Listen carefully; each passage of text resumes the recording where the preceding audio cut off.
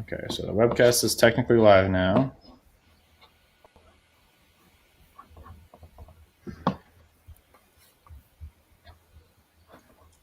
Picked up on YouTube. Yep, I see it there. We got about 7-second delay in the clocks. On YouTube, picked up on YouTube. There. We got about 7-second delay in the clocks. On YouTube, Yep. there. We got about 7-second. Looks good though. Looks clean. Yeah, it does look good.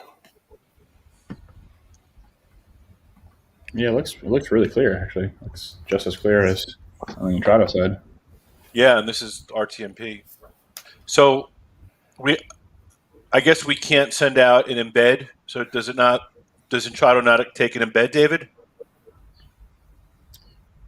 To send out, you mean? Well, let me see. No, the embed would be to bring it in, but then if we... I think Sam joined as Barry over here. Sam, you're welcome to jump in anytime if you want. Sam. I mean, it looks good as it is, so I'm just throwing it out there. Yeah, I think Sam was concerned potentially having all the stream come through one place, but I know last time we got burned a little bit.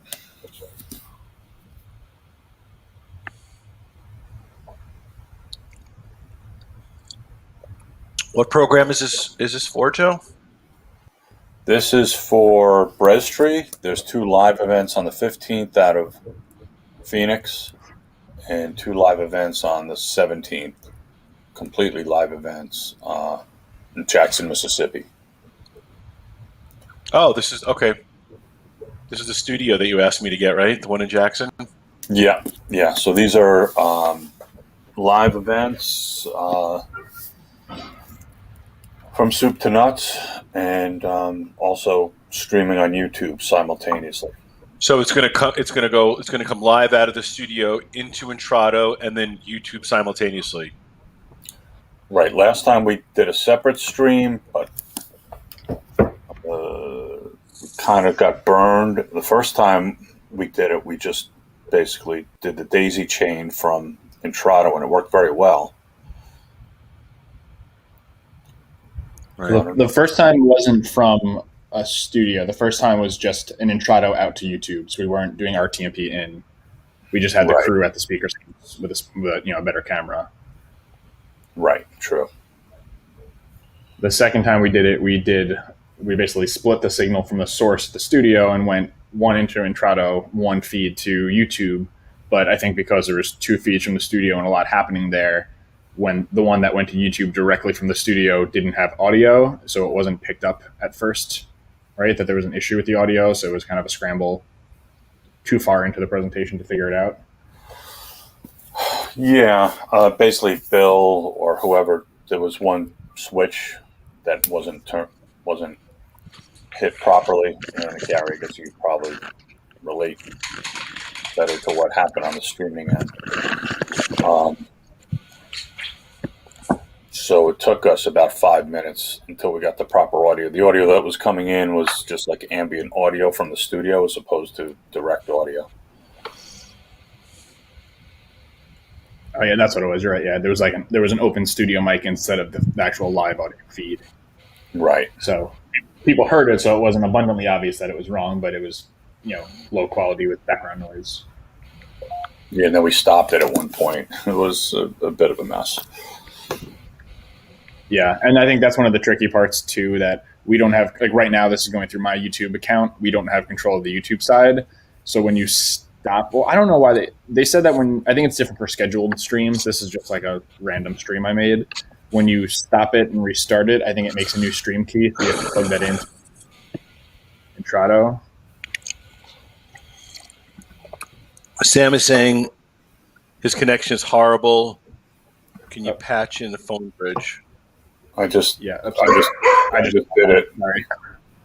I clicked the same time as you and hung up on Welcome to the meeting. Oh, okay. Please enter your conference code followed by the pound or hash sign. That's not good if Sam has bad connections.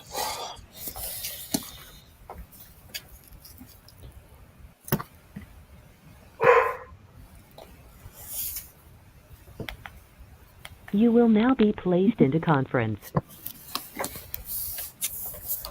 Hey, Sam, can you hear us? Yeah. Yep, we can. Sorry about that. Okay. That's yeah. okay. So yeah, I dialed in as leader. And I don't know what's going on with my connection. I tried to add the source in the telephony bridge, and it just like got stuck. But I was able to dial it out. It's weird. Okay, so are you seeing anything on the platform, or? No, but if you can watch, so let me try to get on at least to like see at least what you guys are doing. Gonna have to try my connection here. Do you want me to give But you if like you a want to just like staffer walk link? me through it as well. Do you want like a staffer link so you're not using any bandwidth for webcam?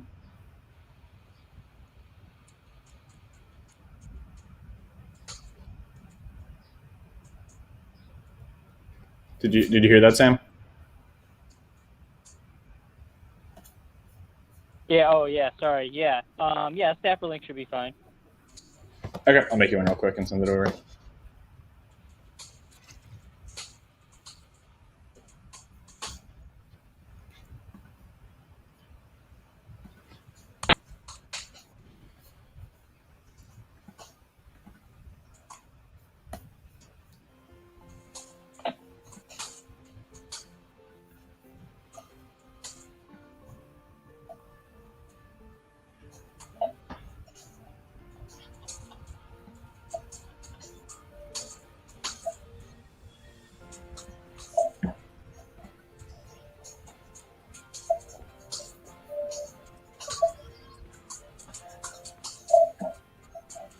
All right, I just sent you over a staffer link.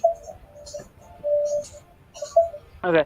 Yeah. If it doesn't work, All right, I just sent you over a staffer link. we're able to kind of just. Okay. Okay. Yeah. If it doesn't work, All right, I just sent you over a staffer link. we're able to kind of just. Okay. Okay. Yeah. If it. Oh, not sure where the bleed back is coming from there. Joe, I think that was coming from your side over there if you have multiple feeds open. I don't have it open. Sure.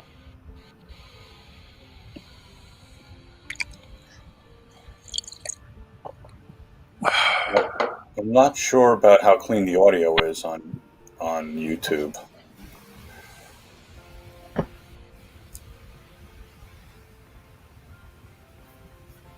I don't hear it on YouTube.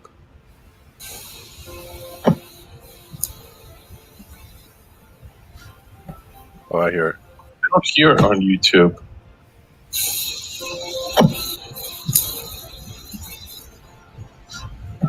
Oh, I hear it. I don't hear it on YouTube.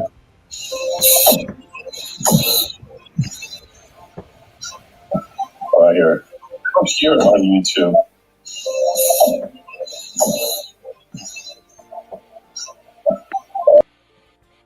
On YouTube.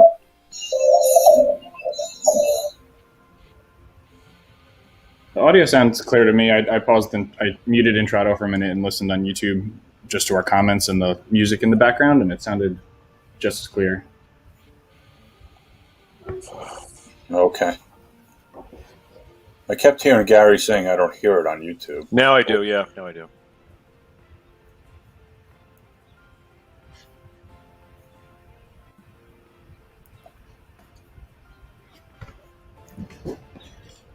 So Sam, if you're on, we're streaming in. Gary's streaming via live stream, and David is streaming out directly to YouTube. And this is for a test where we're going to have 4 live events, all on Intrado and YouTube. Okay. 2 on the 15th, 2 on the 17th. Okay. And okay, so you're bringing it in. Okay, yeah, I'm not familiar with live stream, like the interface and how that works. I assume it just generates an RTMP link, like maybe a primary and backup. It does, and I'm not even sure if they'll be using live stream to stream it. But as long as it's an RTMP, we know that it's going to work, right? Right. Yeah, it doesn't matter. I mean, I don't know if you guys use Wirecast or like OBS, which is, like the free open source encoder software. And then the reason you're you don't want to just also send that directly to like YouTube, for example. Are you using the stream output in Studio to push to YouTube?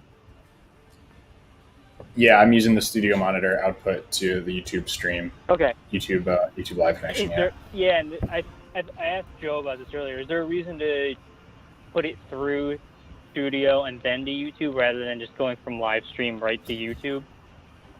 It shouldn't matter. The reason I was just wondering, just because if you bypass Studio, it just takes out like another path, chain in the connectivity path.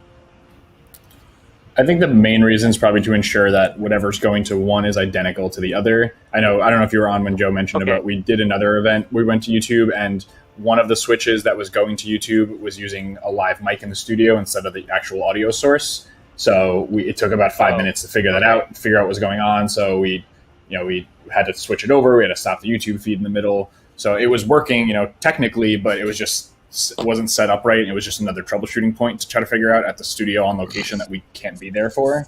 So this way, at least if it's coming here, even though there's a little delay, we know that it's going out the same way. Gotcha. Okay. No, I was just curious. Just wanted to ask that. Yeah, I mean, that's kind of the thinking. At the same time, if one thing goes down, then they both go down. But, we'll have a backup as well, just in case they're having any kind of connectivity issues. Okay. They're going to have a live view set up as well as their hard line. Okay.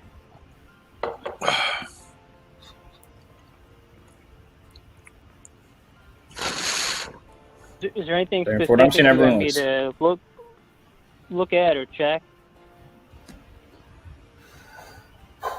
I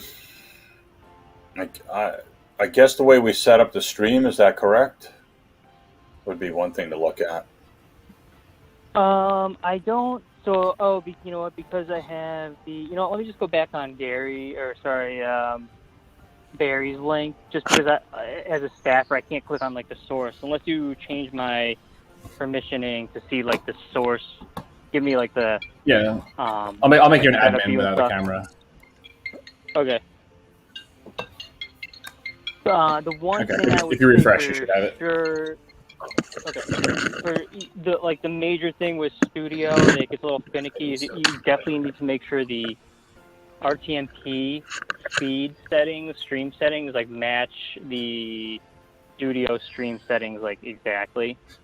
So it's like what? Let me see what you have this set up as. So like as far as like the frame size, frame rate, all that kind of stuff.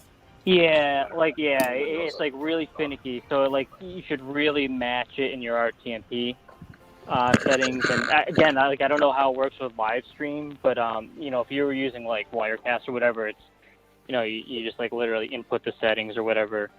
But yeah. So I guess Gary, are we doing that now, Gary? Are we matching those like frame size, frame rate, and obviously the stream ID and stream URL have to be working to match? Well, yes, yeah. And let me see what I'm coming out of it. Let me see, and I am actually coming out of it 1080. I'm coming. I'm streaming out at 1080 on this. Yeah. That should be fine. It's just typically you want to match one for one because you're not using any sort of hardware gear to like convert or whatever, right? You're not using like a decimator or Blackmagic or anything, right? I just personally think it's best to match it like exact. So I would send into the RTMP or into Studio, like since you guys have it set up for 1280, 720. I would send in I would send in 720 at 30 frames per second, and make sure the bit rate is set to like in your live stream settings or whatever, set to like constant, not variable. So like that, I don't know if you have that ability, but I would set it to like static 1600. Yeah, but I don't know what they're using in the studio. I don't know what switcher they're going to be using in the studio when this is done. I don't know if it's live stream or vMix or something. Gotcha. So if they are sending it, however they're sending it out to, I would just have them match it as best as possible. Just because you're like, the platform doesn't do any conversion, so it can cause sync issues. Right, have it as close as like 1-for-1. Right. So yeah. Can we try that now, Gary? Are you able to send in 720 instead of 1080 just to see? Yeah, I have hopefully to the studio stop can it. do the same. Let me see.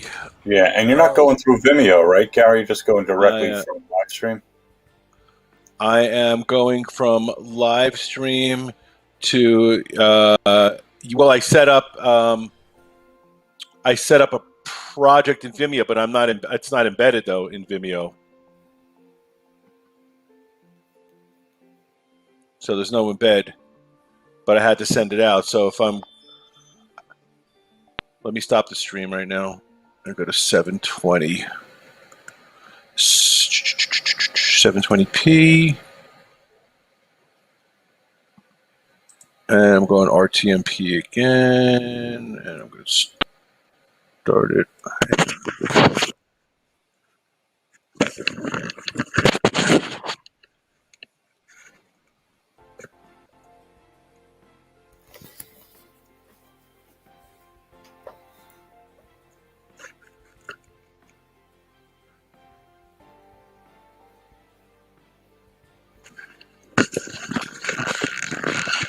Did you notice any difference? I don't. Let me just try to play it. The only problem is like my bandwidth. Hold on.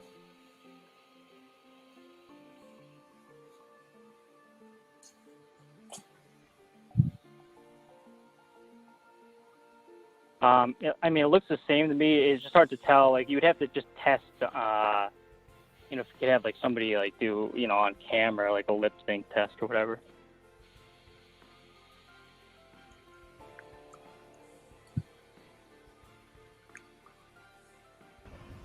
Yeah, I mean, I can hop on here. It's going to be delayed for me, obviously, but is this...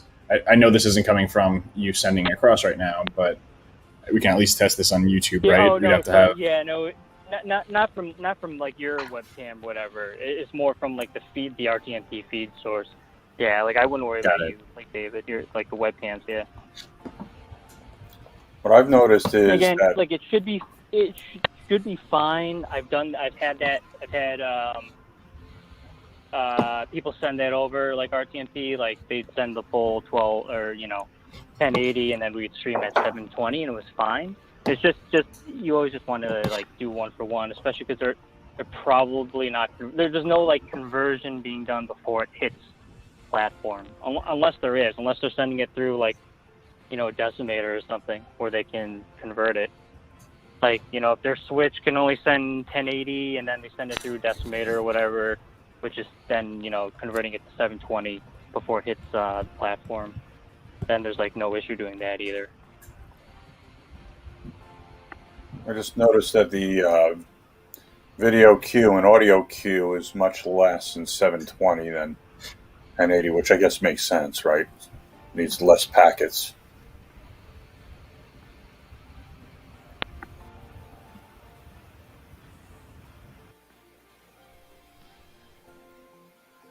Gary, if you go into the eye for the RTMP, you can see what's happening. Let me see. You can see the bit rate, the audio bit rate, the video queue, audio queue. Oh, under the stream health? No, I'm talking about on Intrado. Oh, Intrado.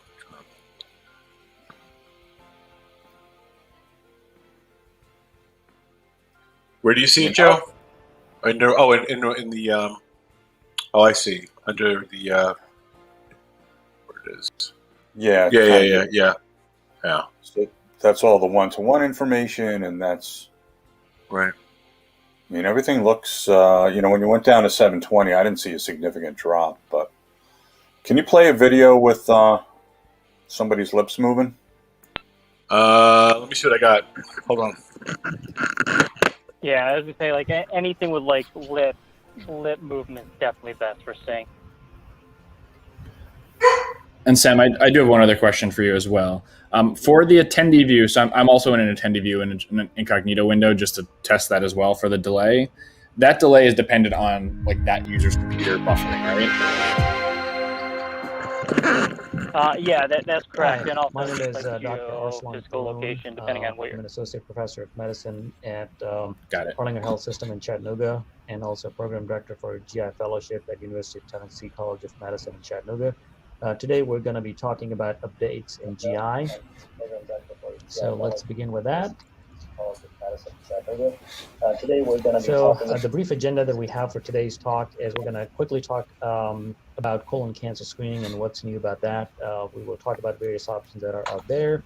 We will also look into some of the new recommendations and guidelines related to the new starting age in terms of screening for colon cancer screening. Looks good in Intrado to me. On some of the new technologies that are out there. Yeah, it looks good in YouTube and the Intrado attendee view too. On another topic, which will be fairly Yeah, I think it rare, looks good. Yeah, people pretty are clear, yeah. aware of, Yeah, it looks good in YouTube and the also a Intrado term attendee view called too. NASH, which is non-alcoholic steatohepatitis.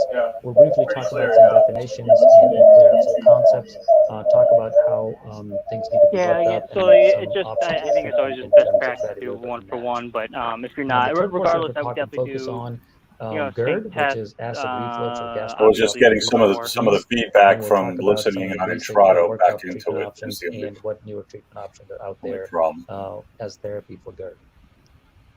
So let's dive into this. So I just muted the RTMP there for a second. So let's dive into this. I just muted the RTMP there for a second. So let's dive into this.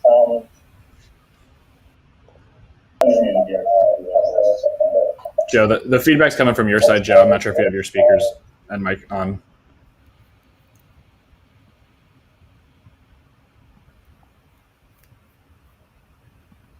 All right, that's a little better. I don't hear anymore. Yeah, I mean, the lip sync's looking good on the Intrado platform, the Intrado attendee view, and YouTube. I checked all three while we were doing that. It's interesting because the attendee view actually is more delayed than YouTube. The attendee view is about 3 seconds behind the YouTube stream. But that's what I was saying, because it just depends on my computer loading it. Yeah, it depends on the computer and also like different CDNs. I don't know what YouTube uses. They probably use their own thing or like AWS, but ours is going through Akamai. Yeah, but even before I've gone on attendee views and refreshed, and it'll catch me up 3 seconds, or I'll refresh and it takes a while to refresh and buffer, and then it gets me further behind. So I know it's kind of variable too. Right. It's only about 3 seconds off, but that means that it's actually a pretty good thing, because even though YouTube is delayed about 8 seconds from the platform, the attendee view is delayed about 11 seconds that I was watching. So they're both going to be pretty close. So the YouTube delay won't feel like any real delay compared to a user watching on Intrado. Right. Yeah, that makes sense. I mean, they're all typically like the same.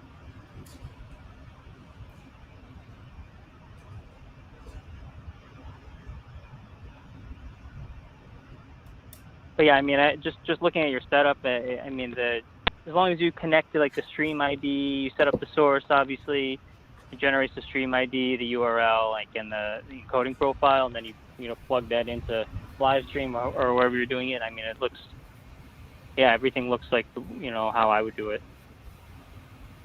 Okay, and sometimes, like right now, the video, and I don't know if that's because we get a reduced bandwidth look from the back end. Like, how does it look on the event, David?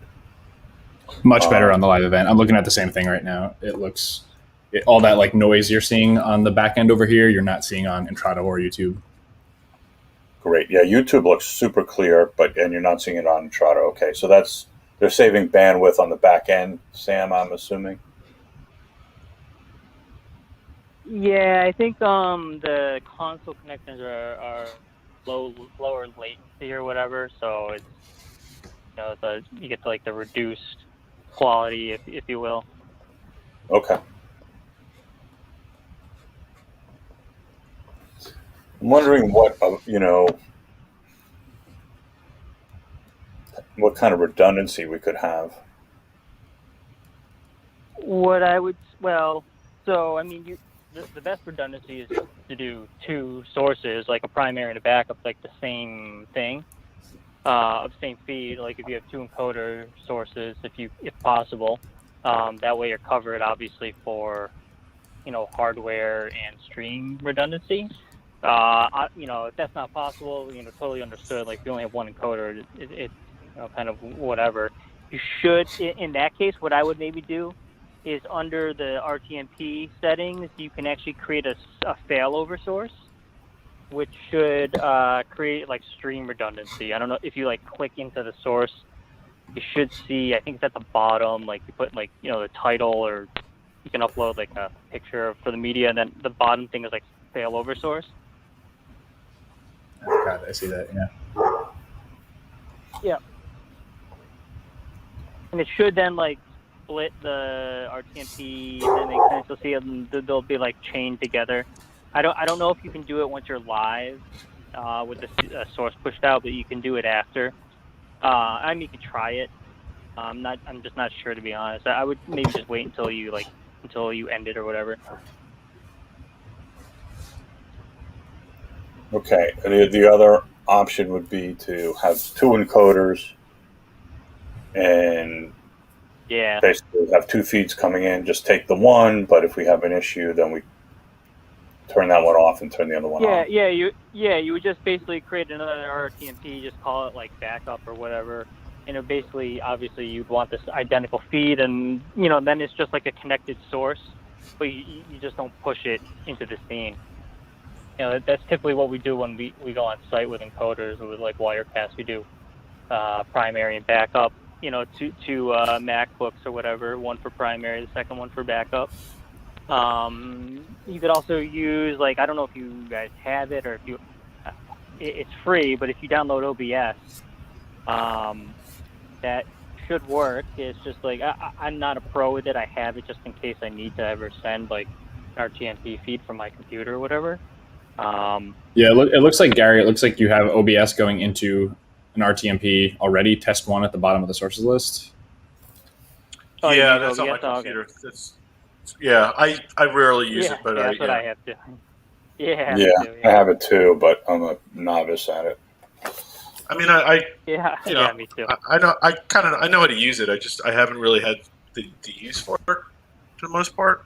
Yeah, right. And the only issue there is like then it's using your own like local resources, which that may or may not be good. But that's just like another alternative. If you don't have like a Wirecast or wherever you're sending the feed from, there's no like hardware encoder or whatever. I don't know what the studio is going to be using. I assume they're going to be using like Wirecast or even if they have like a TriCaster that sends like an RTMP stream out from the. I would think they'd have probably like a TriCaster. I mean, I don't know, but I would guess. Yeah, right. Which is pretty convenient because you can just set up the RTMP settings right in there, and it's just like an output automatically from the switch.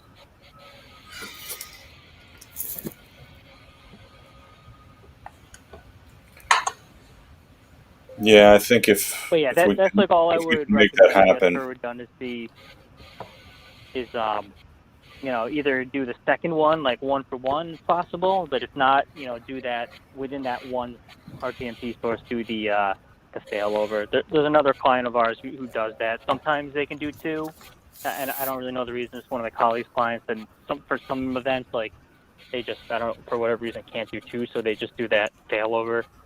But what does the failover do if you're? It's really it's not like redundancy from the like source. It's really like the stream failover. So if something happens to the source, so it's like half redundancy, I guess, if that makes sense. something happens with that specific source, so you can switch over to the backup. Okay. I'm pretty sure. Yeah, I don't think it creates like a secondary RTMP feed right within the source. I forget, to be honest. I don't think you can mess around with it right now when you're live, but it's worth trying after and just to see if it generates automatically just a separate stream or if it generates like a separate RTMP, like a stream ID. Okay.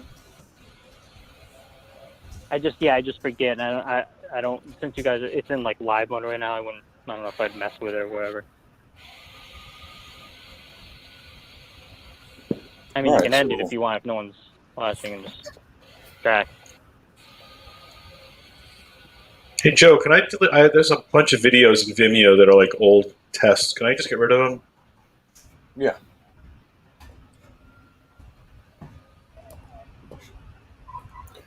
Okay, so we should try to see if we can get a second feed coming out as opposed to going direct to YouTube. It'd be a backup feed going into Entrado. I think that would be a yeah. And good so way you to said go. you're sending it from like a studio? Yeah, the studio in Arizona, Phoenix area, and then one from Jackson, Mississippi. Okay. And somewhere in between, there's like a two-way feed. There's going to be a switch, right? I assume. It's going to be a switch feed, yeah. They're two separate days. There's not a day where they're both sending at the same time. There's one day of only Phoenix and one day of only Jackson. Okay. Yeah, I mean, just I mean, I assume you already did. Like, just speak with them and just see what their capabilities are with like just ask them how they're sending the RTMP feed out. Like, I don't think it's probably not an issue either way. Just see if they can send out two. What I would personally also do, just like if it were my event, if you really, really want full redundancy, see if they can also send out like an audio feed as well. Like, just in case like video goes completely down for whatever reason, like something happens with a switcher, cameras, whatever. They could send out like an audio feed over the like the green room line or whatever you guys call it these days, like the telephony line. That would definitely be like the third layer of redundancy. Right. Yeah. It goes to that. Or actually, sorry, it doesn't have to be the telephony bridge. It can be any phone call that you add in as a source, like just a silent bridge even. If they can dial out, a feed, like an audio feed over, like a hybrid or whatever. I'm sure they have Gentners or hybrids there in the studio. Pretty standard. Okay. All right, David. This is all stuff we should. That way, you'd have your primary feed, your backup feed, and then assuming somebody that's not something happens to the cameras or whatever, and you have to go to audio. It's just like it's just like what webcam redundancy, right? That's why we have the phone bridge. Something happens, and at least you have the audio.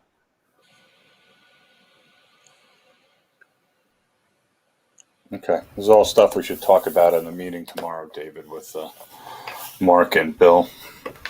Yeah, I think it's smart to have a second encoder if it's available, feeding into here as well as a second source, so we could, if one goes down, we can switch it.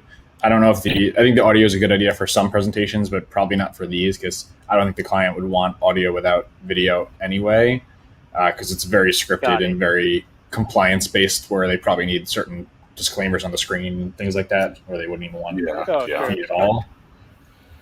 But I do think it's a good idea to have the video redundancy there. I can't really think of, we could look at, I can't think of any YouTube redundancy if we're going to be going through here. I mean, if something went wrong with the feed from the Entrado studio over to YouTube, I guess we could change one of those encoders in the studio to be sending directly on the spot, but I don't know.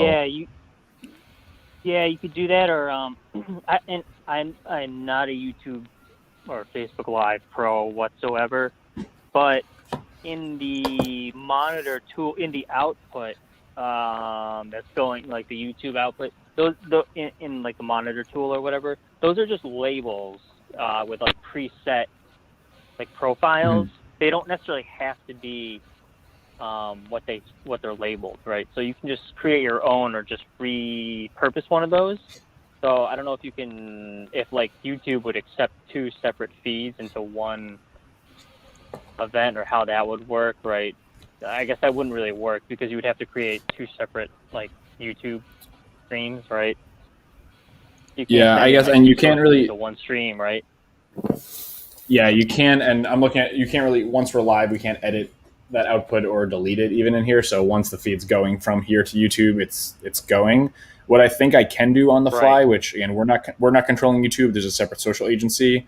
I think you can reset the stream Got it. key on the fly. So I think if we really ran into something, we could have, this would be up to the social agency. I think they could reset the stream key, which would break the connection here in the output tool, and then Yeah. we could have an encoder send to the new stream key to replace it, but there would be a little bit of downtime between. Yeah, that makes sense. Yeah, I think I know what you're talking about. Yeah, I mean, there's only so much you can do on like a feed out to like the social. For I'm going to try a quick whatever. here. I'm going to just change the stream key on the fly right now and just try to break it and see if it happens while we're doing a test. So let's see what happens if I reset it. Streaming software. Doing that on YouTube. Yeah, so I just